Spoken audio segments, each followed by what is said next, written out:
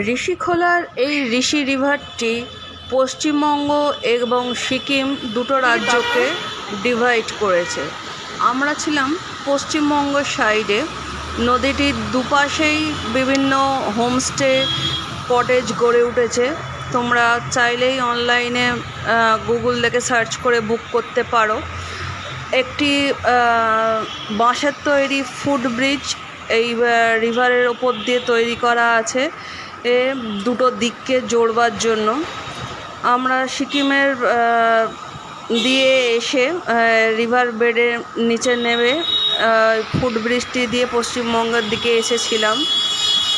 পশ্চিমবঙ্গ সাইডেই আমরা ঋষি রিভার কটেজে আগে থাকতে বুক করে রেখেছিলাম, সেই কটেজেই ছিলাম। আগেকার দিনের মুনি ঋষিরা এইরকম নির্জন নিরিবিলি স্থানই তাদের প্রার্থনার জন্য বেছে নিতেন। আর নেপালি শব্দ খোলার মানে হলো স্ট্রিম বা স্রোত। এই দুটো শব্দ থেকেই এই ঋষিখোলা নামটি এসছে।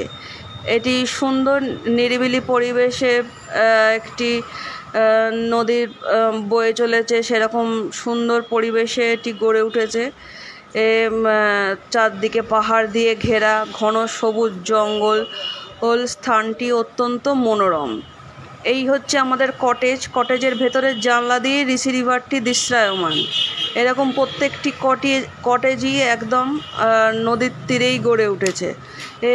নদীর কলকল শব্দ দিনে 24 ঘন্টা তোমাদের কলকল শব্দ কানে 24 ঘন্টাই তোমাদের কর্ণগোচর হবে। এখানকার প্রত্যেকটি কটেজই তোমরা দেখতে পাবে এরকম কাঠের তৈরি, কেননা এগুলো খুব মজবুতভাবে স্ট্রংভাবে বানানো হয় না। মনসুন সিজনে বা বর্ষাকালে যাই বলো তোমরা, ওই ফুট ব্রিজটি সমেত এইগুলো ধুয়ে নিয়ে চলে যায়। ওই যেটা ছোট্ট নদীটি দেখতে পাচ্ছ সেটা প্রবল আকার ধারণ করে তার ভয়ঙ্কর রূপ দেখিয়ে এগুলো সব ধুয়ে মুছে নিয়ে চলে যায় প্রতিবার বর্ষাকাল এলেই। তাই জন্য এখানকার হোটেল মালিকরা এইভাবে কাঠের তৈরি হোটেলগুলো কটেজগুলো তৈরি করে রাখে ট্যুরিস্টদের জন্য। এই সেই বাঁশের ফুট ব্রিজ, এটিও আর বর্ষার সময় নিশ্চিহ্ন হয়ে যায়, তার কোনো অস্তিত্ব এখানে আর থাকে না। ওয়েলকাম বন্ধুরা, আমার অন্য একটি ব্লগে তোমাদের স্বাগত জানাই। এটি হচ্ছে আমাদের শিলারিগাঁও ট্যুরের সাথেই লাস্ট দুদিন আমরা ঋষিখোলায় স্টে করেছিলাম। তার জন্য আগে থাকতেই পুজোর সময় ছিল যেহেতু 4 মাস আগে থাকতেই সব বুকিং সেরে রেখেছিলাম। আমরা শিলারিগাঁও থেকে সিকিমের আরিটার লেক দর্শন করে অবশেষে ঋষিখোলায় এসে লাস্টের দুদিন ভ্যাকেশন কাটিয়েছিলাম। অপূর্ব সুন্দর একটি জায়গা। আমরা 24 ঘন্টা নদীটির থেকে এক মুহূর্ত দূরে থাকিনি, তার বিভিন্ন রকম সৌন্দর্য উপভোগ করছিলাম। নিচের দিকটা দেখতেই পাচ্ছ তোমরা, চতুর্দিকেই বোল্ডার ফেলা। বোল্ডারের ওপর দিয়েই তোমাদের সমস্ত চলাচল করতে হবে সদা সর্বদা। এখানে প্লেন ল্যান্ড বলে কিছু নেই, তাই বয়স্ক লোক গেলে হাঁটুর প্রবলেম থাকলে তাদের একটু অসুবিধা হতে পারে, বাট আমরা ফুল এনজয় করেছি এখানে। তোমাদেরও আসলে কোনো দিক থেকে এই স্থানটি যে ভালো লাগবে না সেটা হতে পারে না। এটি একটি পূর্ণিমার সন্ধ্যা, কোজাগরী লক্ষ্মী পুজোর সন্ধ্যা ছিল বলে আমরা আকাশে ফুল মুন পেয়েছি। সেই চাঁদের আলোয় আলোকিত হয়েছিল সন্ধ্যেটা। পূর্ণচন্দ্র তোমরা আকাশে দেখতে পাবে। আমাদের গ্রুপের সব মেম্বাররা খুবই এনজয় করেছিল। এমনকি আমরা বনফায়ার করতেও ঋষি রিভারের তীরে সন্ধেবেলাতে ক্ষান্ত দিইনি, সেটির আস্বাদনও গ্রহণ করেছি। আমাদের আগে থাকতেই কটেজটিতে বলা ছিল যে সন্ধেবেলা যেন আমাদের বনফায়ারের আয়োজন করে দেয়। ওদের কাছে মিউজিক সিস্টেম ছিল, সেখানে সুন্দর সুন্দর মনোরম গান চালিয়ে আমরা নদীর তীরে বসে উপভোগ করছিলাম ঠান্ডা হিমেল আমেজ। তারপরে তো ছিল তার সাথে মুরগির রোস্ট।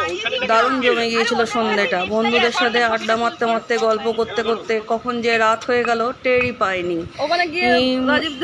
এখানে পরের দিন ভোর হতেই আমরা নানা রকম আননোন হিমালয়ান বার্ডেদের কিচিরমিচির শব্দ শুনতে পেয়েছিলাম, নানা রকম দেশি বিদেশি পাখিও দেখতে পেয়েছিলাম।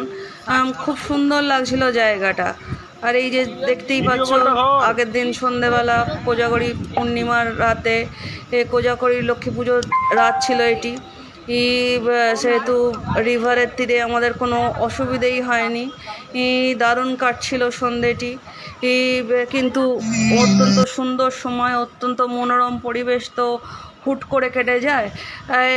বন্ধুদের সাথে কাটানো এই সুন্দর মুহূর্তগুলো কখন যে চলে গেল সেটির টেরও আমরা পেলাম না। এরকম ফটোজেনিক স্থানে ফটোগ্রাফি করতে তো আমাদের মতো ফটোপ্রেমীরা খুবই ভালোবাসে, যাতে সারা জীবন এই বেড়ানো ঘোরাগুলোর স্মৃতি মনের মণিকোঠায় তুলে রাখা যায়। কারণ এরকম স্থানে তো রোজ রোজ কারোর পক্ষে যাওয়া সম্ভব নয়। আমরা সকাল থেকে চা খাওয়া থেকেই শুরু করছিলাম নদীর ধারে। নদীকে ছেড়ে এক মুহূর্ত অন্য কোনো জায়গায় আমাদের মন টিকছিলই না। নদীর কলকল শব্দ শুনতে শুনতে সকালবেলা উঠে আমরা চা গ্রহণ করছিলাম। সারা দিনটি ঘুমোবার সময় পর্যন্ত নদীর শব্দ আমাদের কানে বাজছিল। ও নিস্তরঙ্গ নদী কলকল করে 24 ঘন্টায় বয়ে চলেছে, তার শব্দ সারাক্ষণই আমরা শুনতে পাচ্ছিলাম। এখানে একটা জিনিস জানিয়ে রাখা ভালো, এদের এই কটেজটি যেহেতু পার্মানেন্টভাবে তৈরি নয়, সেহেতু শীতের সকল জায়গায় আমরা হোটেলে যেরকম গিজার পাই আমাদের চান করতে কোনো অসুবিধে হয় না, বাট এদের এখানে গিজারের কোনো ব্যবস্থা নেই। আগে থাকতে বললে এরা গরম জল করে রুমে সার্ভিস দিয়ে আসছে। সেই গরম জলেই প্রত্যেকে স্নান টান করে নিতে হবে। আমরাও স্নান টান করে রেডি হয়ে ব্রেকফাস্টটিও করেছিলাম এই নদীর ধারে বসেই। এই ব্রেকফাস্ট করে আবার নদীর ধারে চলে, যেটুকুনি সময় নদীটাকে একদম কাছ থেকে পাওয়া যায় সেই সময়টুকুনি আমরা হাতছাড়া করতে চাইছিলাম না। নদীর তীরের ওপরেই বোল্ডারের ওপর বসে নদীর জলে পা ভিজিয়ে ঘন্টার পর ঘন্টার সময় কাটিয়ে দিচ্ছিলাম আমরা অনায়াসে। বন্ধুদের সাথে গল্প করছিলাম নদীর জলের পা ভিজিয়ে ভিজিয়ে। সেটির মুহূর্তগুলোই শীতের সকালবেলা এরকম মিষ্টি রোদের উত্তাপ গ্রহণ করতে আমরা নদীটির এক প্রান্ত থেকে অপর প্রান্ত যতদূর যাওয়া যায় এরকম হেঁটে হেঁটে বন্ধুরা মিলে ঘুরে বেড়াচ্ছিলাম, গল্প করছিলাম, সময় কাটাচ্ছিলাম। এই বোল্ডারের ওপর দিয়ে চলতে আমাদের একটু অসুবিধা হচ্ছিল, কিন্তু বেশ ভালো এনজয়মেন্টও হচ্ছিল। একবার ওঠা নামা করতে করতে বেশ দুলতে হাঁটা চলা করতে খুব ভালোই লাগছিল। কিন্তু এই বাঁশের সাঁকোটিতে আমরা খুব একটা বেশি হাঁটাহাঁটি করিনি। ওরা দেখছিলাম অনায়াসে বড় বড় লাগেজ নিয়ে ওদের স্টাফেরা এই বাঁশের সাঁকো দিয়ে এক প্রান্ত থেকে অনায়াসে অন্য প্রান্তে চলে যাচ্ছিল। বাট আমাদের যেতে বাঁশের সাঁকোর মাঝখানটিতে গেলেই সাঁকোটি বেশ দুলছিল, তাতে আমাদের একটু একটু ভয়ও করছিল। এই যে নদীর সুন্দর কাঁচের মতো স্বচ্ছ জল নিয়ে আমরা নিজেদের মধ্যে ছোঁয়াছুড়িও করছিলাম। দারুণ এনজয় করেছি দুটো দিন সকলে মিলে। ছোটোবেলার এই খেলার স্মৃতিগুলো, বোল্ডারের পাথরগুলো দেখে মনে পড়ে যাচ্ছিল। আমরা নদীটির বহমানতা একদৃষ্টে পলকহীনভাবে চেয়ে চেয়ে উপভোগ করছিলাম। এই স্পটটি 1-2 দিনের ছুটি কাটানোর জন্য বেশ ভালো। তোমাদের জায়গাটি কীরকম লাগলো অবশ্যই আমাকে জানাবে। আজ এ পর্যন্তই। Thanks for watching.